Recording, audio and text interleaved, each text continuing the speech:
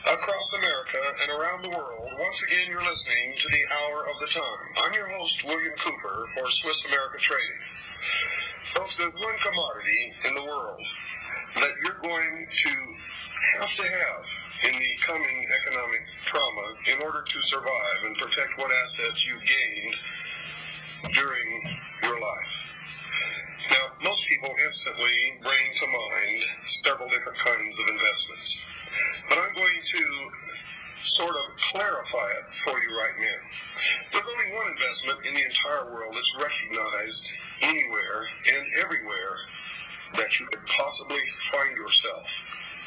No matter what happens in the future, there's only one investment that is recognized universally throughout the world, through all peoples, rich, poor, backwards, forwards, primitive tribesmen, and, of course, on Wall Street, USA. And that investment, folks, is the only investment that has ever protected anyone in hard times through the history of the world. I'm talking about gold, specifically gold coins in the smallest denomination that are easily recognized and identified by the common man. Now, how in the world does that pertain to a primitive tribesman in the jungles of Borneo or the Philippines or anywhere else?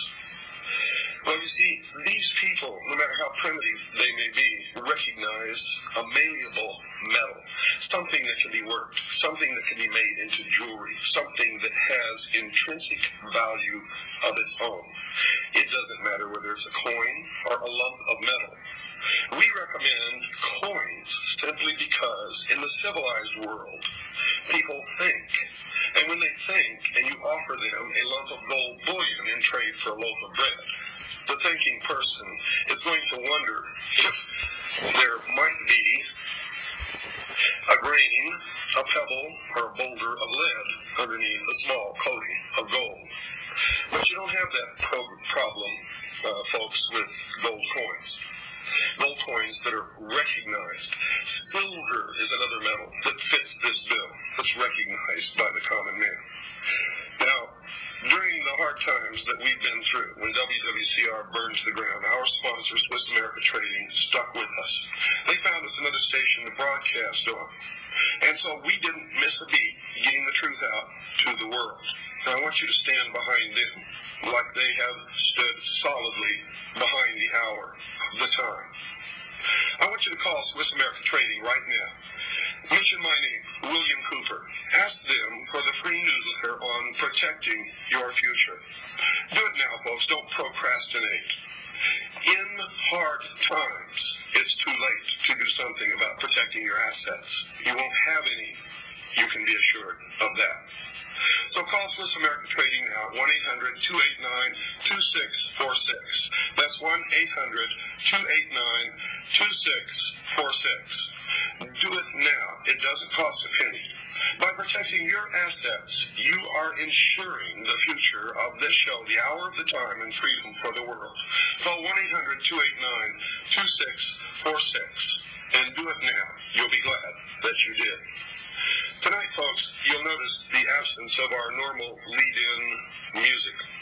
You'll also notice that we're not going into any type of a musical selection to introduce the subject matter of this program as we usually do, simply because I want to devote the maximum amount of time to our special guest tonight, Mr. Jordan Maxwell.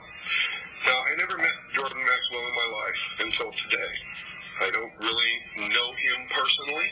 I have been introduced to him circuitously through a bevy of my own personal friends, whom after listening to my lectures, after reading my book, realized that Mr. Jordan Maxwell and I have quite a bit in common. And they prompted me, pushed me, you might say, to meet with this gentleman. And I guess that you had the same treatment on your end, didn't you, Jordan? I did, yes. Jordan has a fascinating background. He has paralleled my research in many avenues, in many areas, and has come up with the same conclusions, the same results, the same answers to the questions that I have asked all my life. And tonight we're going to be talking about the answers that he has come up with. But first I'm going to ask him to introduce himself to our listening audience? Jordan, well, thank you very much for asking me to be here. My name is Jordan Maxwell, as we said. As of 1959, I became very interested in the subject of secret societies and subversive movements. I came about it because of my family.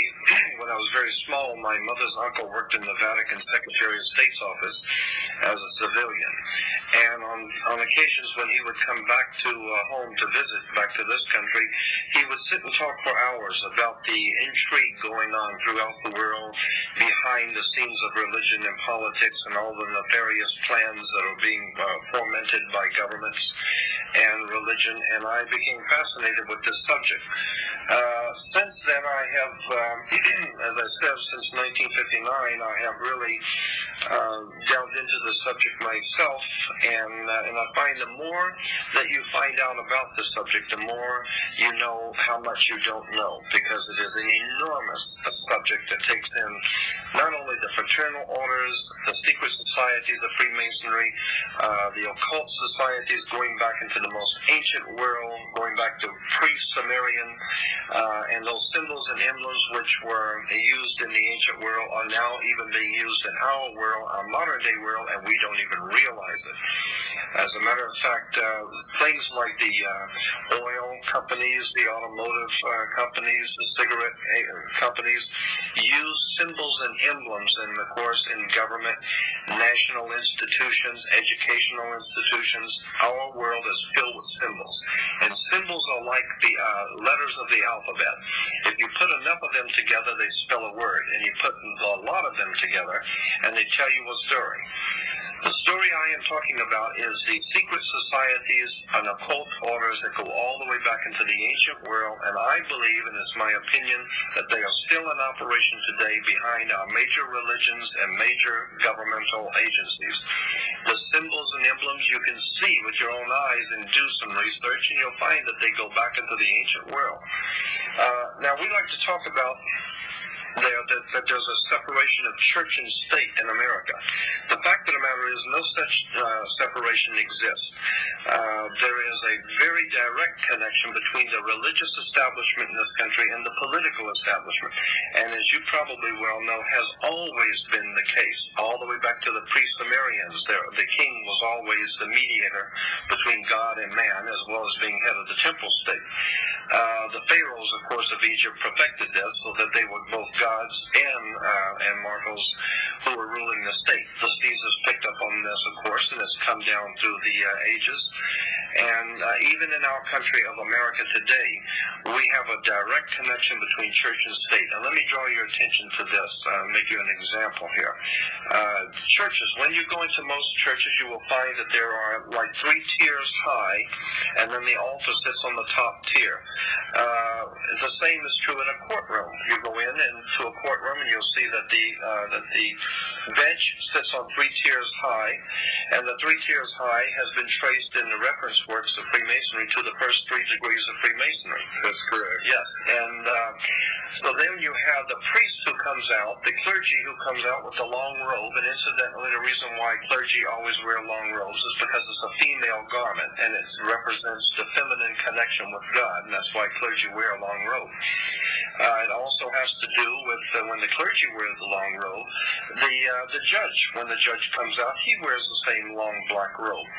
It's the same black robe that you wear when you graduate from university or high school.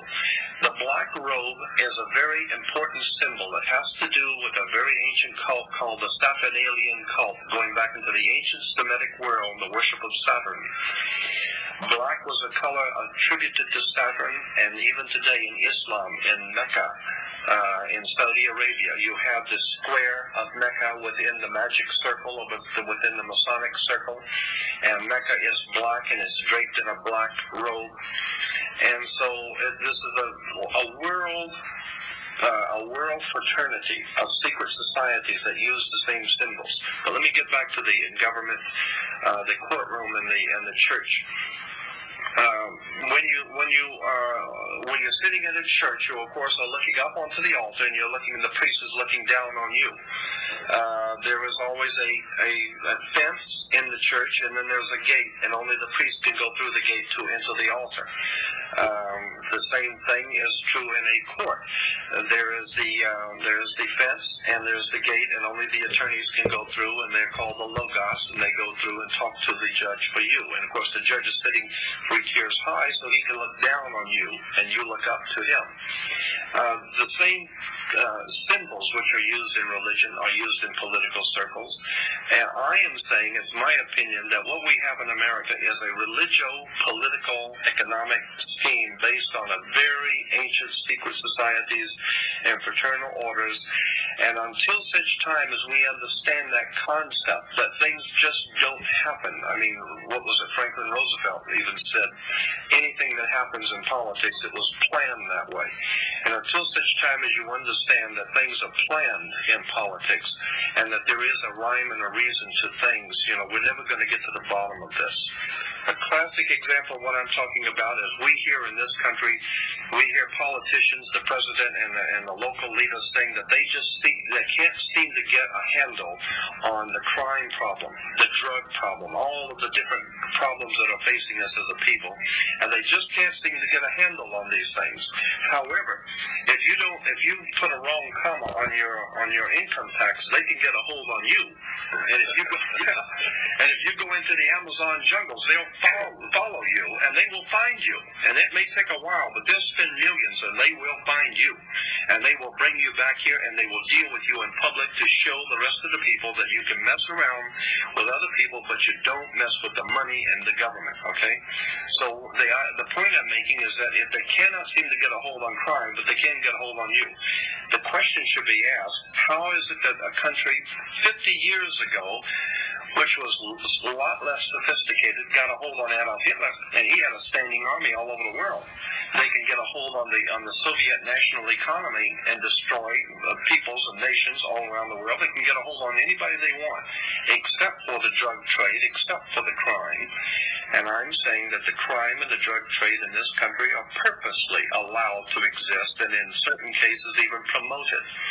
Because according to the ancient cults of the ancient world, there was a term that has come down to us, and many Freemasons in the audience will readily remember this.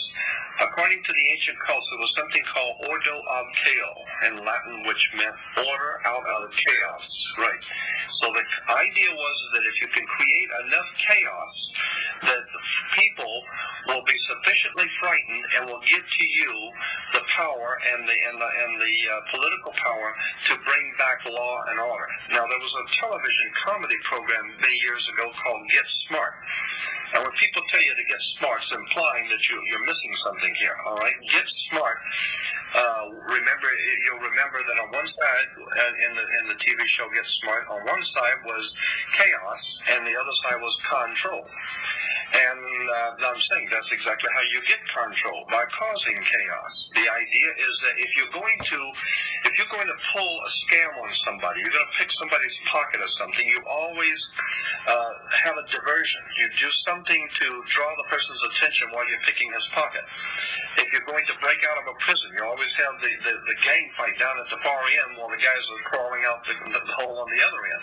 The idea is you set up a diversion, you cause chaos, and out of that you can get control, because people will sufficiently frighten people, will give you the power to put down these problems. Now, Adolf Hitler did this, and he worked it perfectly, and it works.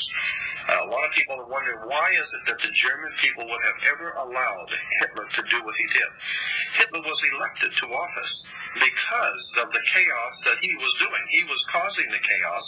The people came sufficiently frightened, and so they give him the political power to put down the trouble, because they knew he was the only guy that could put down the problems, because he was the one that was causing it. So I'm saying that the same kind of scam is being worked in this country today. We're seeing nothing but chaos and nothing but trouble, and I'm saying that it's all orchestrated, that you couldn't possibly imagine people like the President of the United States making mistakes. I mean, you hear every day, well, Senator so-and-so made a terrible mistake, or The United States government made a terrible mistake in Vietnam, or they made a horrible mistake on this or that. This country don't make mistakes.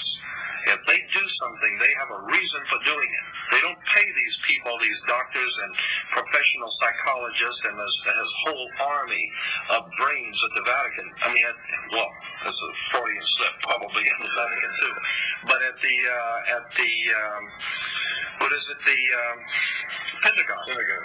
Yeah, they don't pay these people big money to make mistakes. The president, when he does something, or this government does something, they know what they're doing. Now, it may not make any sense to you, but according to other plans, if you understand what's going on behind the scenes, it makes a lot of sense. And, well, let me interject something in here for you, Jordan, so that you'll understand. My listening audience has had 22 hours already. Their education is far beyond anybody that you likely talk to. Right. They understand what we're talking about. They understand the involvement of the Vatican. They understand the symbology of the mystery schools. Right. Now, we may have some listening audience out there who just tuned into this show, or maybe just found it a couple of shows ago. But most of my listening audience worldwide have been listening to this show since the 4th of May, 1992, and have an extensive education into all this. So, if you want to cut to the meat of the matter, these people will understand. You don't have to build up to it. Right. Well, I mean, I talk to audiences so often, and I'm aware that when I'm talking to an audience, that people generally have not been initiated into this kind of thinking, and so that's why I try and lay a foundation for. There are a lot of occult symbols and emblems in government and religion, and I wanted to get into one in particular. The Nazis, the communists, the fascists, and all of the ancient world powers that have ever existed have used one common symbol continually, and that's the sun. Now, if you understand that the earliest history, the prehistory of the human race goes back into the most ancient times, and God knows how far back that would be, 10, 20,000, maybe 50,000 years, I don't know. But if you go back to the earliest times of the human race, you can appreciate that the world was a very different place than what we live in today, okay? And so if you understand that it was a very cold and very fearful world at night, okay? And if you understand also that in that cold and fearful world, when the sun went down, there was a lot of fear for your life. There were a lot of predatory animals. And so the coming of the sun the next morning was always something to look forward to, that brought warmth, that brought light, and brought security. And around that concept grew a whole religio-political philosophy of the coming of the sun, God's sun, the light of the world. And it has been used by the ancient Egyptians, all the mystery schools, and of course you probably know it was referred to as Baal, a worship at one time. Baal was the sun, God's sun, the light of the world. And, you know, the whole concept in the ancient world was that he had 12 helpers, which were the 12 signs of the zodiac, or the 12 months of the year. And of course, and he died, of course, with the crown of thorns, like the Statue of Liberty has the crown of thorns. It's the corona, or the sun rays. And when we begin to see all of these connections, and of course, in the spring of the year, the sun, which had died in winter, had passed over from the death of winter into the new life of spring. So in the old Semitic world, they celebrated the Passover. And we even say that today when someone dies, they passed on, or they passed away, or they passed over. Right. And so we get the old symbolism out of Egypt of the sun dying in the winter and passing over to the new life in spring. And so in the beginning of spring, we had the Passover. It's an interesting thing, too, about the sun, is that the ancient world realized that on the December 22nd, which was the winter solstice, they noticed something interesting on the sundials. And of course, the sundials being round, they could each degree for each day. They noticed that on the 22nd, the sun did not move. On the 22nd, it stayed on the sundial on the same degree. On the 23rd, it stayed on the same degree. It didn't move any further south, and it didn't start back north. On the 24th, it was still in the same degree on the sundial. It didn't move. So they said, the ancient Egyptians said, anything that was moving and is now not moving is dead. So therefore they said God's Son died and was in his tomb or dead for 3 days. Then on December 25th, anything that was dead and in his grave and not moving for 3 days and now begins to move back to the northern hemisphere, it moved its first degree. So on December 25th, they said God's Son is born on December 25th. Now, in the real world, let's clarify something for a lot of people who are listening out there. You're not talking anything about Christmas. You're not talking about what Christians traditionally recognize as, I'm getting as the birth of Christ. You're getting into the symbolism of the ancient religion of the Son, which was later perverted in Christianity to reflect this in order to capture the pagan worshipers into the Christian church. Absolutely, right.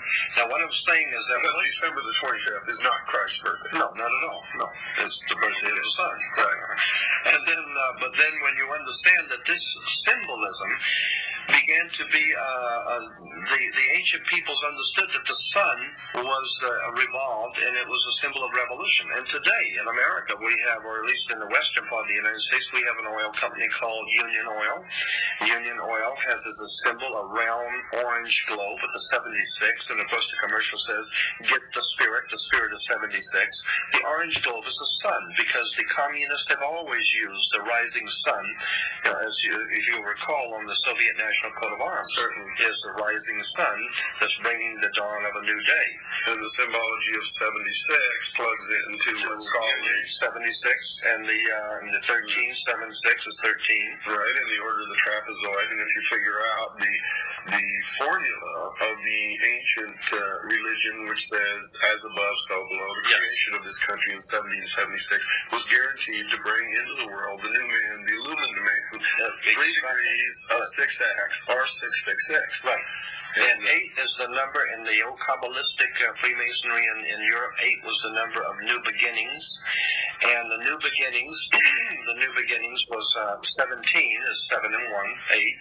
And 13 was, of course, the old mystic number of God and his 12 helpers of God in his 12 months make 13. And so it's also the number of death and rebirth, or resurrection, or reincarnation, depending upon how you look at that. But so once you get into all of the symbolism, you see that there is a rhyme and a reason to all of these emblems and symbols. And something else in relation to word symbols, and God knows we're inundated by innuendos and catchphrases in this country especially. We've been hearing since George Bush made it publicly known, something called the New World Order. I want to clarify something for your audience. They probably might already know this, but Europe has been referred to as the Old World, and anything coming out of Europe is Old World, all right? The Vatican has dominated Europe for about 1,500, 1,600 years. The Vatican has dominated Europe. Europe has dominated the world. There was a religio-political, economic scheme of things. That was the order of the day. The old banking houses of the Roman Empire, the old, what was some of the families? Arius, Copernicus, Pisos. The Pisos family were a very powerful banking family who were the main brains behind. They were the Rockefellers of the Roman Empire. The Medicis, absolutely. And so when you understand that there was a banking, fraternal, religio-political order that operated throughout the world, and the Vatican sat on top of that. And that was an old world order.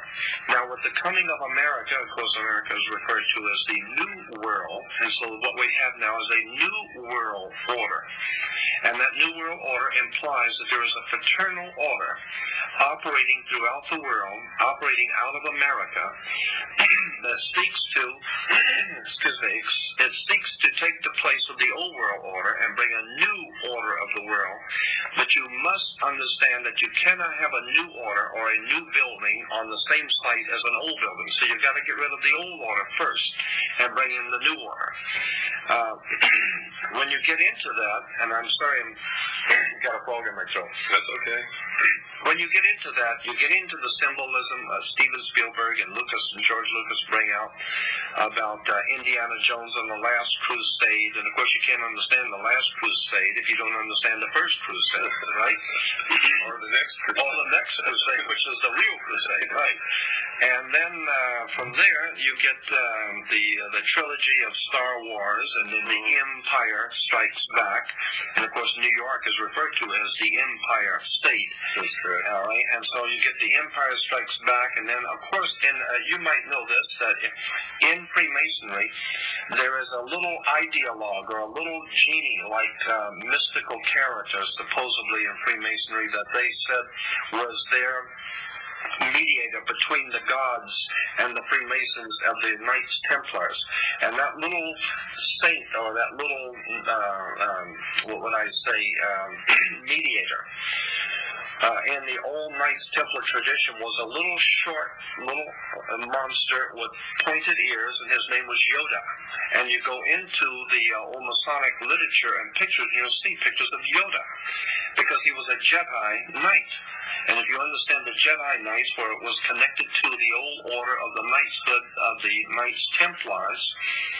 So what we're talking about here is the Star Wars. We're talking about a spiritual war in the heavens, so to speak. Well, this was a cosmology, a celestial religion, so to speak. Absolutely. They talked about moving on to the celestial sphere, right? When they discussed passing it. That's right. And of course, the sun was, the ancient Egyptians said that the sun walked across the sky, so therefore we have Luke Skywalker. And then from this comes 1,000 points of light. That's 1,000 points of light, and a 1,000-year reign of the Nazi Empire, or whatever. And what we're talking about here is secret societies and their use of symbols and emblems in religion and politics and philosophy. And incidentally, when you graduate from university, I meant to bring this out. When you graduate from university, you wear a long black robe. The black robe is, of course, the same black robe that the priest wears. It's the same black robe that the judge wears, all right? Because the black robe symbolized it goes back to the old Sapphinalian cult, which was pre-Egyptian, the worship of Saturn. And according to that ancient Semitic cult, when you got married, you wear the ring. The ring was the ring of Saturn. The women would show their submission to that god by wearing the ear ring. That's where we get the idea of the king being crowned. He wears a round crown, or the round circle of the god of Saturn. Saturn, as I said, was assigned the color black, and therefore the black robe is the worship of Saturn, the Sapphinalian god. What was I going to say about? Oh yes, and when you graduate with the square marker board. The square marker board is always the symbol of the brick masons use the marker board. And then, of course, when you graduate, you are referred to as an alumni, which comes from the word illumini. You have been illuminated, which basically means you now know what to kiss and when, and how to think and what to think and how to act, and you have been properly educated. Belong to the priesthood. That's right. You belong to the priesthood. And if you go along to get along, and don't cause any problems, then you go along to get along, you might get a little, right? That's right, exactly. Nobody else gets anything. And my point is, and I have said this to so many audiences, that there is this country, the United States, has no real enemies in the world. After the Second World War, especially, is that true? Well, every enemy, even before the Second World War, the enemies that we've had have been creation. That's right. We created them. Absolutely. But there is one legitimate, believable enemy that faces America, that the powers behind the throne in this country, in America, are truly afraid of. And this is legitimate. They are totally frightened to death of us, the people, because they realize if the people ever wake up, something that Joe Kennedy was quoted as saying, something to the effect of, beware the American conscience, because if they ever wake up and find out what we're doing, it's going to be hell to play. And so I believe that there is a legitimate enemy that this country perceives, and that's us. People who think too much, people who read too much, and people who talk too much. But that's always the case, though, Jordan, because we know that what's coming is going to be a socialist state. Oh, totally. Every time socialism has won anywhere, the first thing that they've done is that they've They have literally perverted the intelligentsia, which has brought them to power. And then the first thing that they did is kill the intelligentsia. They got over them. Absolutely. And the intelligentsia aren't very intelligent because they haven't learned this yet, because they're still doing it. But the more we change, the more we stay the same. That's right. We'll come back to that in just a few minutes. Folks, I hope you're paying attention to the show, because Jordan has an awful lot to say, and you can hear that he's right in tune with what we've covered before. Don't go away. It's time to take our break. We'll be right back after this very short pause. And welcome back to the hour of the time, dear listeners. I meant to apologize earlier in the program for the rusty raspiness of my voice, folks, but once again, I lost it for a while. And it's a good thing that we've been playing the reruns from WRNO, because I could not have done the show until now anyway. Folks, I know that an awful lot of you have not yet called Swiss America Trading.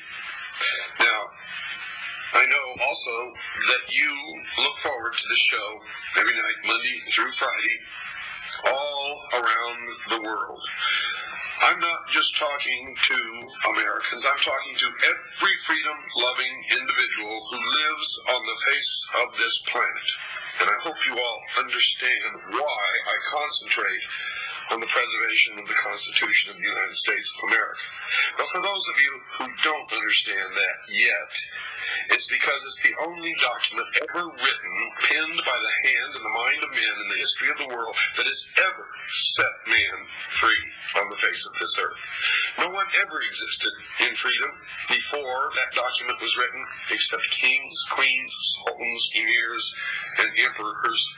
And of course, those behind the emperor, the king, queen, sultan, or emir, the priest class, are the adepts of the mystery schools, who really control things from the shadows. And those of you who have been listening to this show for a long time know that. Now, if you've learned all of this from this program, if you look forward to hearing the hour of the time, then you've got to support this program, and you've got to support our advertisers. Everywhere I go, every place I speak, many of you come up to me and ask me, how, Bill, can I protect my assets? We all know that there's nothing behind this phony baloney money. We know it's fiat. We know it's counterfeit. We know that it all has to come tumbling down. Now, how can I save what I've worked for all my life? How can I protect my family? Well, the answer has been in front of your nose all the time, folks. We've done a concerted, intense study into all the bad periods in the history of the world to see what it was that protected people the most during those periods. And in every single instance throughout the history of the world, we found that it's only been a very few things. One is land. If you're allowed to own land, we know in the encroaching New World Order that property will not be allowed. Private property will be eliminated. Read the Communist Manifesto and realize that what's coming is rampant, total socialism.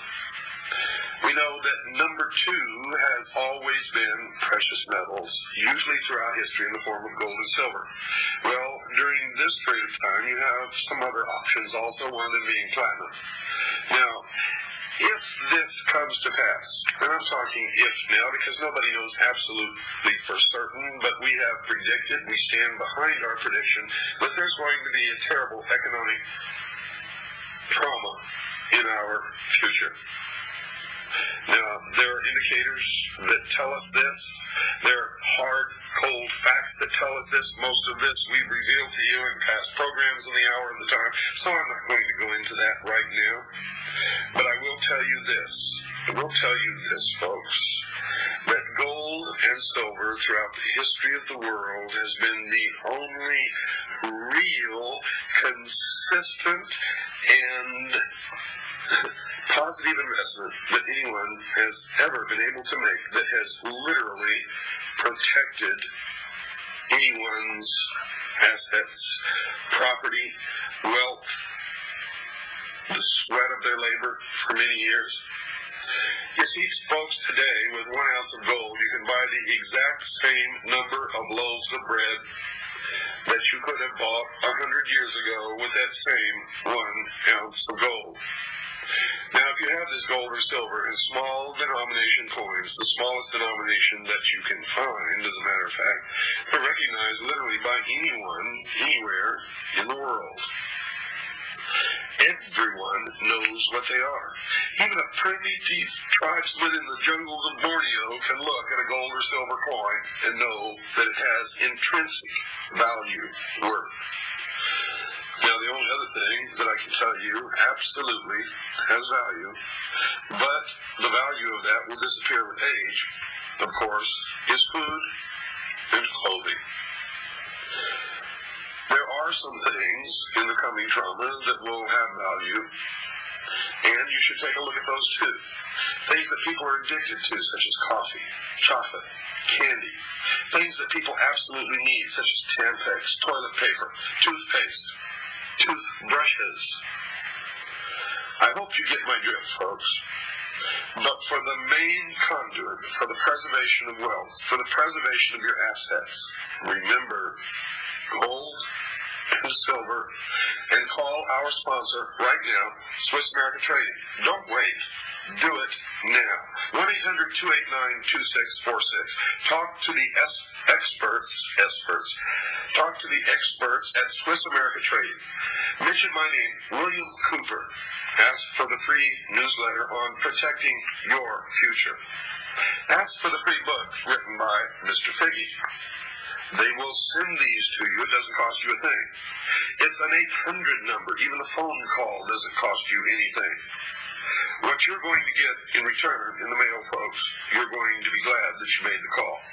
You're going to get information. You're going to get a newsletter. You're going to get a book, a pamphlet written by Mr. Figge that's going to be chock full of information that you need to know to survive what's coming in our near future. So do it now. Don't procrastinate. Call 1-800-289-2646. That's 1-800-289-2646. And now let's get back to our regular program and our very special guest tonight, Mr. Jordan Maxwell. Jordan, can we talk about some of the symbols, the symbology that people are going to run into in their everyday life as they go about their business and maybe haven't even understood what these things mean? Yes, as a matter of fact, as we were saying before, that the world around us is filled with emblems and symbols, and if you know how to read the symbols, you can tell where people are coming from. You can tell what organizations are coming from. For instance, in Washington, D.C., which is a very interesting place, you have the Washington Monument, which is, of course, the Egyptian obelisk. Now, the Egyptian obelisk is pointing is of course, the male phallic symbol, okay? And the male phallic and the Washington Monument is connected to something in the White House called the Oval Office.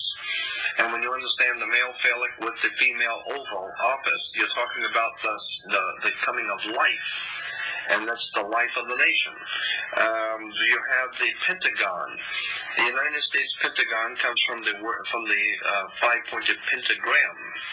If you take the arms off of a five-pointed star, which has been used in devil worship and satanic worship for thousands of years, if you understand you take the arms off of a five-pointed star, the interior of the star is called a pentagon.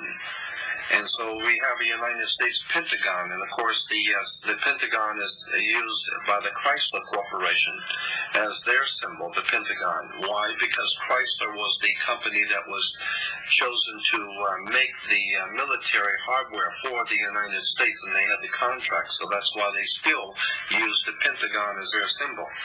And on the back of the dollar bill, of course, we don't want to forget that, because the dollar bill is crammed filled with symbols. And Roosevelt, Franklin Delano Roosevelt, said that the reason why it was all these symbols were put on a $1 bill is because he figured that all over the world, people, no matter how poor you were, you would have in your hand the almighty dollar. And if you have in your hand the $1 bill, then you have in your hand all of the symbolism of the secret societies and the occult orders. Of course, on the left-hand side of the back of the dollar bill, you have the pyramid. Now, you got to ask yourself, why would you have an Egyptian pyramid on an American dollar bill? And then you will see the letters Annuit Coeptus over the top of the pyramid. Annuit Coeptus in Latin means our enterprise is now a success. Our God has favored our enterprise. The enterprise, of course, is on the banner beneath the pyramid, which is Novus Ordo Seclorum, which is the new order of the world. New order of Seclorum, and that's where we get the word secular, anything that's worldly. So now we're talking about a new world order on the bottom of the pyramid. You will find that the pyramid has 13 layers, and there are 13 letters in Annuit Coeptus. And then if you go to the right side, you'll see the seal of America with the eagle, and above the eagle you'll have 13 stars, which stand for the 13 colonies originally. But the 13 colonies and the 13 stars go back to Jesus and the 12. Because they're moving in on and using the ancient societies are moving in on the teachings of Christianity, imposing themselves under the 13 being Jesus and the chosen 12. Then you've got the 13. Let's say on the right hand side, you've got on one side of the eagle you have the 13 leaves and the 13 berries and the 13 leaves, and then on the other side you have the 13 arrows. Everything is done in sequence of 13. Of course, on something else I wanted to bring up while I'm thinking about it is that so much of what we have seen in movies and television are symbols. Are you aware that I have been talking to some doctors in Los Angeles who have been doing some research on this, and I find it to be absolutely fascinating that many of the gangs, the Latino and the black gangs in the major cities across America, their graffiti that they are spraying on buildings, their graffiti are actually Masonic emblems and Masonic seals and symbols. And I have seen a whole collection that these doctors have. These are medical doctors, but they are interested in this subject. And they have been collecting hundreds of pictures of graffiti and showing the research into the ancient secret societies. And there's no way that these black and Latino gangs could know these symbols. There's definitely a connection between the gangs and some sort of a higher orchestrated mind behind the warfare going on between gangs. I don't think those gangs are by chance. I think they have been nurtured and orchestrated and promoted and even financed. I mean, if you think about it, those gangs have money to travel around. They can buy guns. They can roam around. They don't have to work. Where are they getting their money from? Well, not only that, but their main occupation is the narcotics business, and fomenting chaos, confusion, and fear. Right. And they haven't got the background of understanding, learning to put together the kind of logistics network that it would take to supply this kind of an enterprise. Absolutely. So someone with an awful lot of money, an awful lot of organization, an absolute ability to provide 100% protection is supplying these city gangs. It's not the mafia. You can bet on it. You can bet on it. This is a very sophisticated, a totally protected organization. Absolutely. As a matter of fact, the San Francisco Chronicle had 2 full pages in one of their newspapers I still have, where they were talking about how this federal government was bringing in narcotics from Asia during the Vietnam War in the bodies of American servicemen that was killed in Vietnam, and they were bringing in bags of pure heroin and pure narcotics from Asia in the bodies of American servicemen. And what were they doing with it? They were giving it directly to the mafia, because the mafia is doing little tricks for the government. It takes care of business for the government, so they have to be paid. Well, let's clarify one thing. It's not the government. It is the secret societies that are operating behind our government. That's correct. Exactly. Behind the veil of national security. Absolutely. And I might remind you that back in history, when Albert Pike and Giuseppe Mazzini were corresponding and were setting up the core foundation of the Illuminati within Freemasonry, both in their respective countries. And at that time, of course, Albert Pike was the Grand Commander of Freemasonry throughout the world. and Giuseppe Mazzini was his counterpart in Europe, Florida. It was Giuseppe Mazzini who created and fostered and gave the charter to what is now known as the Mafia. Yeah, that's right. The Cosa Nostra was Mazzini. That's the Masonic order. No doubt about it. And this explains the close cooperation between government and the Mafia. That is right. Absolutely. And when we also understand that the old magic practicing priest of the old Celtic Druid priest of ancient England, in the person of Merlin the magician, when you understand that the old priest of the magicians worked their magic on people with their magic wands, and their magic wands were always made out of holly wood. And they're still working their magic today with Hollywood. If you understand how we're being manipulated, we're being programmed, Hollywood is nothing more than an instrument in the hands of the secret societies. And in Los Angeles, anyone who knows anything about the motion picture industry knows that the real bosses are in New York and back east. Nobody makes any decisions here in Los Angeles. Those decisions are made by some very powerful people behind the scenes in New York and upstate New York. And we're not talking about just Hollywood. We're talking about the media overall, in general, right, including print, television, radio, right, the whole works. That's and specifically, what we're looking at is a very sophisticated method of manipulation and exploitation. Correct. Absolute exploitation of people's ignorance. Somewhere along the line, and as I said to you before a few minutes ago, the greatest enemy this country will ever face, the people who are behind the scenes of government in this country, their greatest enemy is you. You who think too much. As a matter of fact, there was a motion picture called, what was it, a few years back, called Network. And in the movie Network, at the end of the movie, the star was a newsman, and he said something to the effect that you don't have to worry about America being destroyed. America's not going anywhere because we feed everybody. So if we go, the whole world goes because we're feeding everybody. But there is something that is lost forever. There is something that has gone and is legitimately lost, and that is your freedom as an individual human being to be free, to do your own thinking, to be your own person. That is lost. You have been taken over and you don't even know it. And he said, and the reason why is because you don't read, you don't think, you want to be entertained by Bugs Bunny and Big Top Pee-wee. All you want is your recapable tires, like he says, and all of your creature comforts, and you don't want to put yourself out, and so consequently, karma, it's the law of karma, cause and effect. You have not defended your freedoms, and if you don't defend your freedoms and your rights, you don't have any. That's correct. Now, let's go back to the symbology. We're talking about on the back of the reverse seal of the United States of America. Right. We see at the top of this pyramid, which, by the way, does not have a capstone, we see an eye surrounded by rays. Right. And this eye signifies, really, in the beginning, signified the sun. Yeah, of course. And the god of the sun. That's correct. And we see that same symbol as the insignia for CBS. CBS eye. That's right. And we also see in the NBC peacock a tail, and each feather of the tail has an eye on it.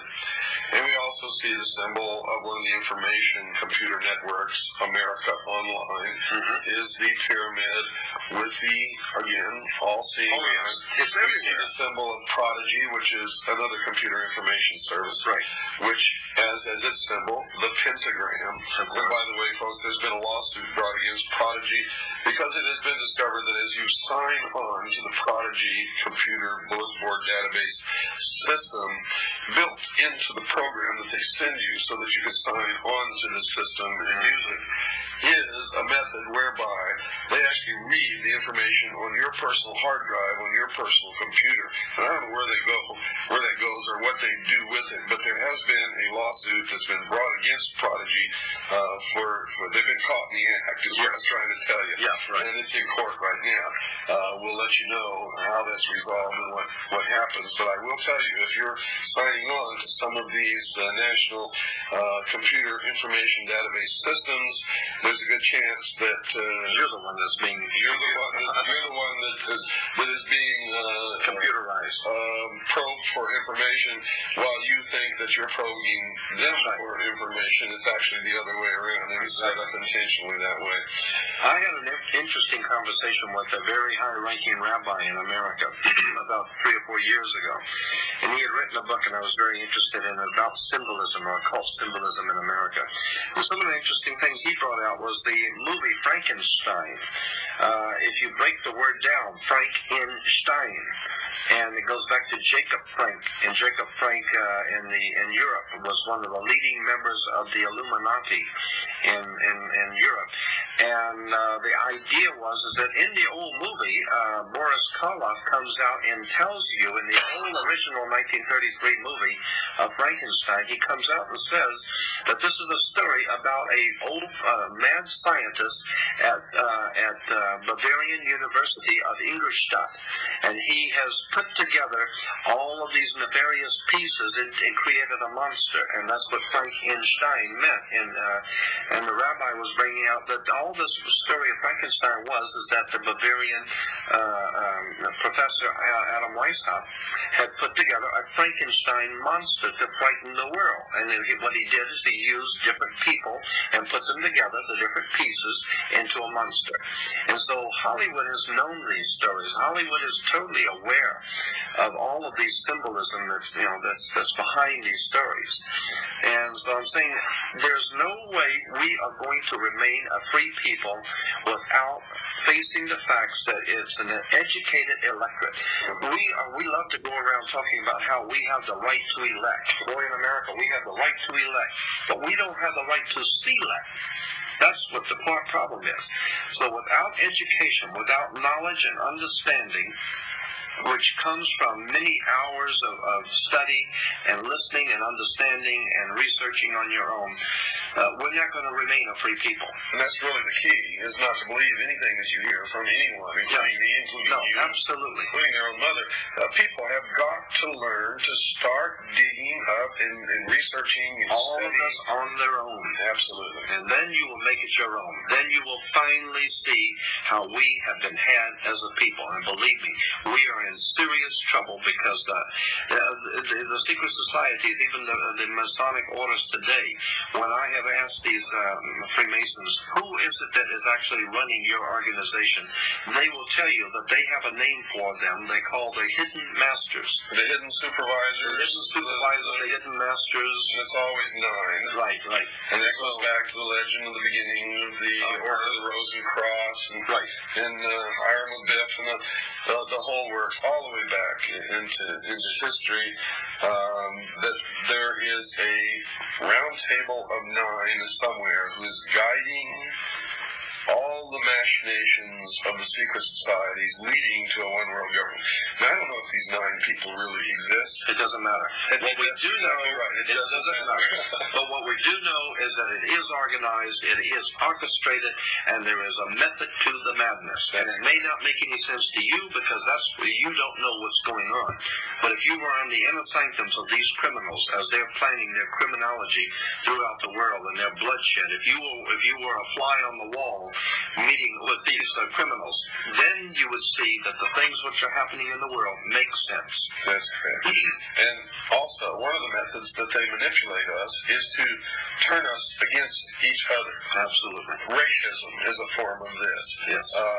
Getting different religions to fight against each other is a form of this. But that's a protection to them. As long as you're out fighting somebody else, you're not joining forces to uncover them. It's part of the distraction, the illusion, so that we're not looking in the right corner to see the cockroaches doing the real damage. Absolutely. When they crawl out from under the sink. And that's a very good analogy, because that's just what they are, the cockroaches. And as a matter of fact, they have symbolism in words, as I said, and I'm going to throw this one at you. In California, we have something called the criminal justice system. Think about it. It's a criminal justice system. And they know what they're doing. I mean, they have this thing back in Georgia called the what is it for disease control, the Center for Disease Control. It's not the Center for Disease Eradication. It's for the Center of Disease Control. The whole way that we have grown up in this country, accepting symbols, emblems, words, institutions, government symbols, we need to educate ourselves that there is a whole world of knowledge there that we have not been privy to know.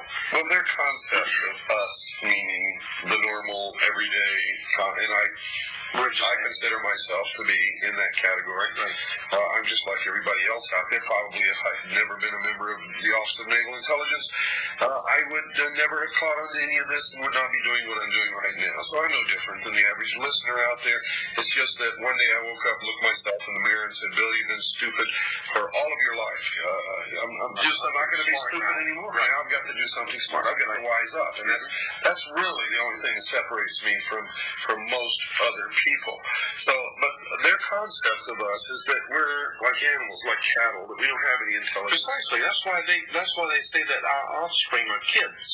And we have kids. And they rub it in our face. Absolutely. They rub our nose in it. And we go around saying that we have kids. Now, kids are baby goats. That's what they think of us. We're a bunch of goats, a bunch of animals, cattle, and that we deserve. They figure we're going to get taken anyway because we're so stupid. Their idea is that since we're going to get taken anyway, they might as well go on and do it. Because somebody's going to do it anyway. Absolutely. And so I'm saying I'm tired of being taken. Me too.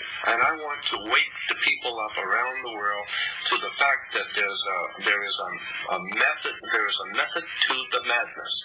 It is orchestrated, organized, directed, and financed by criminals, and until such time as you understand that, you're never going to see this world getting any better, and somebody has to take up the reins. Somebody has to do this. And we're putting our lives on the line by doing this, but at this point, I don't care anymore. All I want is to see this master conspiracy uncovered. I'd like to see all of this stuff uncovered for the first time, and that's exactly what the people behind our government do not want. They don't want the people to wake up. That's why they give you plenty of liquor stores, make sure you got plenty of booze and plenty of alcohol and plenty of entertainment, and plenty of football games. Right.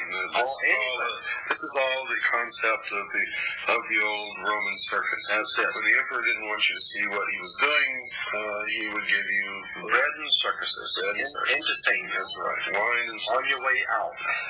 So, folks, I'm going to quote from Chapter 1 of my book, Behold the Pale Horse. I want you to remember this because this is their philosophy. A nation or world of people who will not use their intelligence are no better than animals who do not have intelligence, and such people are beasts of burden and stakes on the table by choice and consent. Now, if you'd like to write to Jordan Maxwell and ask him for further information or just send him your thoughts and ideas on this program, you can do so in care of Jordan Maxwell, Post Office Box 7442, Burbank, California, 91510. Once again, now write this down. If you don't have a pen and paper, you better get one quick. And you know you should never listen to this program, the hour of the time, without pen and paper, because you're going to get caught with your pants down every time. The name, once again, is Jordan Maxwell. Post Office Box 7442, Burbank, California, 91510. One more time for the slow folks. Jordan Maxwell, Post Office Box 7442, Burbank, California, 91510. If you'd like to write to me and ask for a packet of information or give me your comments on this program, write to Post Office Box 1420, Show Low, Arizona, 85901. That's Post Office Box 1420, Show Low, Arizona, 85901. You know, we've done, I guess tonight makes the 23rd hour of programming on the Mystery Schools. This is the only media outlet in the world where any of this information has ever been aired in the entirety and the complexity and the depth that we have aired it. We've turned over the rocks. We've watched the bugs scurry. We've shined a bright light on them. They consider themselves to be illumined, but I'm going to tell you folks right now, those of you listening to this program regularly are the only truly illumined people in this world. And where these members of these secret societies pretend to be working for the illumination and the furtherance of the human race and for 1,000 years of true peace. They are liars, deceivers, manipulators, and criminals. And the only people who are ever going to bring peace into this world will be you and I. People like Jordan Maxwell, people who really care about peace and security and about our children and about our future. Remember that, folks. As you go to bed tonight, remember, we love you here. We're thinking of you. Good night, and God bless you all. The Hour of the Time may be contacted at HOT. That's HOTT, P.O. Box 940, Eager, spelled E-A-G-A-R, in the state of Arizona, 85925.